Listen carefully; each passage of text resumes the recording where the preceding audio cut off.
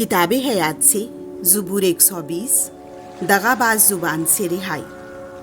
मैंने तंगी में मुब्तला होकर खुदावंद को पुकारा और उसने मेरी सुन ली। ऐ खुदावंद, मुझे झूठे होंठों से और दगाबाज ज़ुबान से रिहाई दे। दगाबाज ज़ुबान तुझे क्या देगी या तुझे क्या बढ़ती बख्शेगी?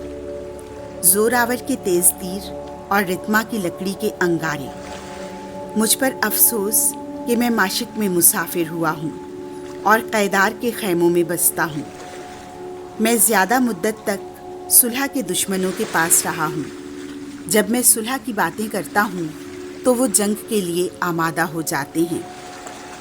ऐ खुदावन, मुझे झूठे होंठों से और दगाबाज ज़ुबान से रिहाई दे। आमीन।